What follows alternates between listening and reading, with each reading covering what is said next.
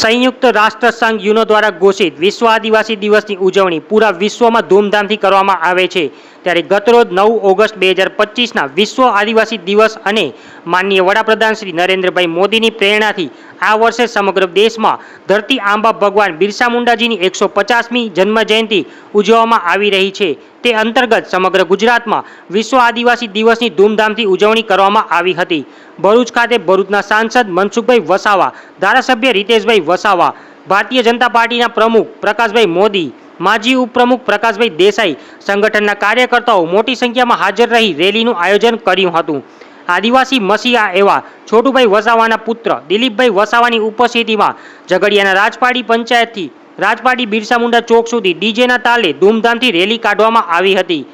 સુરતના માંડવી ખાતે મુખ્યમંત્રી ભૂપેન્દ્રભાઈ પટેલ અને બારડોલી લોકસભાના સાંસદ પ્રભુભાઈ વસાવા, રાજ્યમંત્રી કુંવરજીભાઈ હળપતિ, ધારાસભ્ય સંદીપભાઈ દેસાઈ અને અન્ય હોદ્દેદારોએ મોટી સંખ્યામાં આદિવાસી દિવસ અંતર્ગત આયોજિત સમારોહમાં ઉપસ્થિત રહી સૌને શુભેચ્છા પાઠવી હતી। તેમજ સુરત શહેર ખાતે પણ આદિવાસી સમાજ દ્વારા ખૂબ જ મોટી સંખ્યામાં લોકો એકત્રિત થઈ અને રેલીનું આયોજન કર્યું હતું। આમ સમગ્ર ગુજરાતમાં વિશ્વ આદિવાસી દિવસની ધૂમધામથી ઉજવણી કરવામાં આવી હતી। આજે સમગ્ર ભારત વર્ષમાં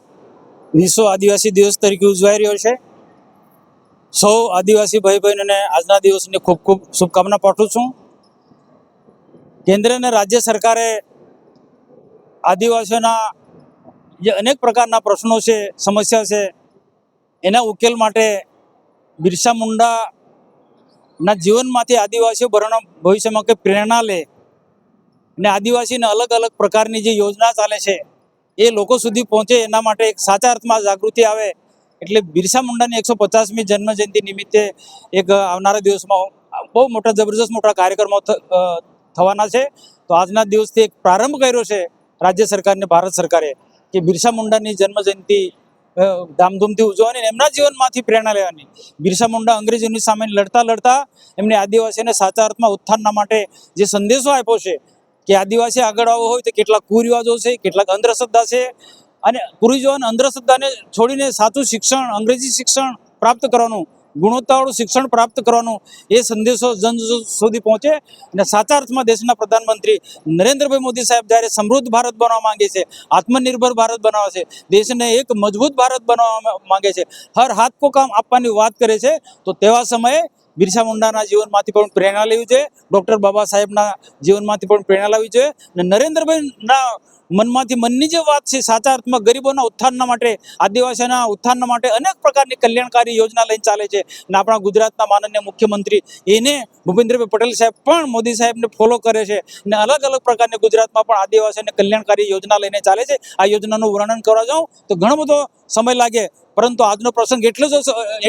એ જ ઉદ્દેશ્ય છે કે આદિવાસીઓનો સાચા અર્થમાં વિકાસ થાય, આદિવાસી રાષ્ટ્ર પ્રવાહમાં છે એમાંથી ક્યાં વિખૂટા ન પડે અને રાષ્ટ્ર પ્રવાહમાં જોડાય ને રાષ્ટ્રના ઉત્થાનના માટે આદિવાસીઓનું ખૂબ મોટું યોગદાન હોય એ ઉદ્દેશ્ય છે। અને ખરેખર દેશના પ્રધાનમંત્રી નરેન્દ્રભાઈ મોદી સાહેબનો અને ગુજરાતના માનનીય મુખ્યમંત્રી સાહેબનો ખૂબ ખૂબ આભાર માનું છું કે સાચા અર્થના આદિવાસીની તેઓ ચિંતા કરી છે। ભગવાન બિરસા મુંડાજીની 150મી જન્મજયંતિ ઉજવવાનો નિર્ધાર જ્યારે કેન્દ્રીય મંત્રાલય, દેશના યશસ્વી પ્રધાનમંત્રી માનનીય મોદીજી દ્વારા કરવામાં આવ્યો છે, ત્યારે આખા દેશભરમાં અને ગુજરાતની અંદર પણ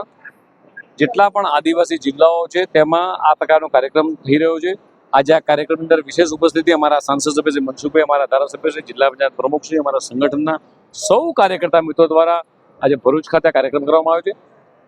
આદિવાસી સમાજ દ્વારા, વનબંધુ મિત્રો દ્વારા એમની પરંપરાગત, વારસાગત જેટલા પણ તહેવારો છે એ તહેવારોની ઉજવણી, એમની પરંપરા સચવાયેલી રહે અને જે ભગવાન બિરસા મુંડાનું જે યોગદાન હતું, અંગ્રેજો સામેની જે લડાઈની અંદર જેમનું યોગદાન હતું, આ વારસાને જીવંત રાખવા માટે દેશના શ્રી પ્રધાનમંત્રી માનનીય મોદીજીએ જે આ 150મી જન્મજયંતિ વર્ષ ઉજવવાનું નક્કી કર્યું અને આનંદ અને ગર્વની વાત એ છે કે 60 વર્ષ સુધી કોંગ્રેસની સરકાર કેન્દ્રમાં રહી છતાંય આદિવાસી ભાઈ બહેનો માટે માત્ર ને માત્ર વોટની રાજનીતિ માટે રાખ્યું, પણ 2004ની અંદર જ્યારે અટલ બિહારી વાજપેયીજીની સરકાર આવી અને ત્યારે કેન્દ્રની અંદર અલાયદી આખો આદિવાસી વિભાગ ખોલવા માટે આવ્યો અને આ જ કહી આપે છે કે ભારતીય જનતા પાર્ટીની સરકાર કે એનડીએની સરકારની આદિવાસી ભાઈ બહેનો માટેની વિલિંગનેસ, આ વનબંધુ કલ્યાણ યોજના દ્વારા પણ છેવાડાના વ્યક્તિ સુધી આ સરકારના લાભો પહોંચે, કેન્દ્ર સરકાર કે રાજ્ય સરકારના લાભો પહોંચે. આજે રક્ષાબંધનનો તહેવાર છે અને છતાંય ગુજરાત સરકારની અંદર તમામે તમામ માન્ય મુખ્યમંત્રી શ્રી માંડવી ખાતે છે, તમામે તમામ મંત્રીશ્રીઓ આવી રીતે આદિવાસી જેટલા પણ જિલ્લા છે ત્યાં કાર્યક્રમ ઉજવાઈ રહ્યો છે. ભગવાન બિરસા મુંડાજીની આ 150મી જન્મજયંતિ કે આદિવાસી દિવસ અને સેલિબ્રેટ કરવા જઈ રહ્યા છે. અને રાજ્ય સરકારને આપણે જોયું કે દીકરા દીકરીઓને ખેલો ઇન્ડિયા અંતર્ગત માત્ર ભારતમાં નહીં પણ દેશ વિદેશમાં રમવા માટે જઈ શકે આ પ્રકારની સગવડો કેન્દ્ર સરકાર ઊભી કરી છે. સાથે સાથે હમણાં જ એક જણને આપણે એમનો દીકરો જઈ રહ્યો છે જર્મની ઉચ્ચ અભ્યાસ માટે. એટલે સામાન્ય પરિવારના દીકરા દીકરી જ ઉચ્ચ અભ્યાસ કેળવી શકે, ફોરેન જઈ શકે એવું નહીં, પણ આદિવાસી ભાઈ બહેનોના દીકરા દીકરી પણ છેવાડાનો ગામનો વ્યક્તિ પણ ઉચ્ચ અભ્યાસ કરી શકે, ડૉક્ટર બની શકે, એન્જિનિયર બની શકે. આવી તમામ પ્રકારની સુસગવડો એ રાજ્ય સરકાર હોય કે કેન્દ્ર સરકાર હોય એ આપી રહી છે. આપણા સૌના માટે આ આદિવાસી દિવસનું જે ગર્વ છે, ભગવાન બિરસા મુંડાજીનું જે જન્મજયંતિ ઉજવી રહ્યા છે એમાં સૌ સહભાગી થઈ અને વધુ આ પરંપરાને આગળ લઈ જઈએ એ છે. જય સંવિધાન, જય વિશ્વ આદિવાસી દિવસ. આજે આ મીડિયાના માધ્યમથી આજે બપોરના અમારો પ્રોગ્રામ ઝઘડિયા ખાતે હતો અને ત્યારબાદ રાજપાડી ખાતે પ્રોગ્રામ હતો. ઘણો આનંદ થયો. આ જ રીતના દુનિયામાં જે 9 ઓગસ્ટ વિશ્વ આદિવાસી દિવસ જે યુનોએ જાહેર કર્યો છે, એટલા માટે જાહેર કર્યો છે કે વિશ્વમાં જે આદિવાસી લોકો છે, આદિવાસીઓએ હંમેશા સમગ્ર વિશ્વની ચિંતા કરી અને પર્યાવરણ, આ જે ભૂમિ છે, પાણી છે, જે આસમાન છે, એનું હંમેશા રક્ષણ કર્યું છે. અને આ યુનોને એટલે લાગ્યું કે જો આદિવાસીઓ ના હોત તો જે આ પ્રકૃતિનું જે સાચવણી થઈ છે એ કદાચ ના થાત. પણ વિશ્વનો એક આદિવાસી જ એવો છે કે સમગ્ર લોકોની ચિંતા કરી અને જંગલો સાચવી રાખ્યા, નદીઓ સાચવી રાખી,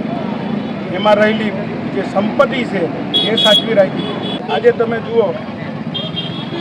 જે રીતના જે પરિસ્થિતિ બદલાઈ રહી છે, ભૌગોલિક પરિસ્થિતિ, આજે એટલી બધી ગરમી પડે છે, કોઈ જગ્યાએ એટલી બધી ઠંડી પડે છે, એટલો બધો વરસાદ પડે છે. માનવ જાતને આ કુદરત એક ચેતવણી રૂપી ભૂકંપ, વરસાદ, વાવાઝોડા એવા અનેક પ્રકારના અખતરા કરે છે, તોય આજે માનવજાત છે એ માનવા તૈયાર નથી. પણ એક આદિવાસી જ એવું એક છે આદિવાસી કે પ્રકૃતિને હંમેશા પોતાના ખોળે રાખે છે, પોતાની સાચવણી રાખે છે અને સમગ્ર વિશ્વના જે લોકો છે એ લોકોને ઓક્સિજન પૂરો પડી રહે, એને ફળ ફ્રૂટ પૂરું પડે એ જાતની વ્યવસ્થા જે આદિવાસી લોકો કરી રહ્યા છે.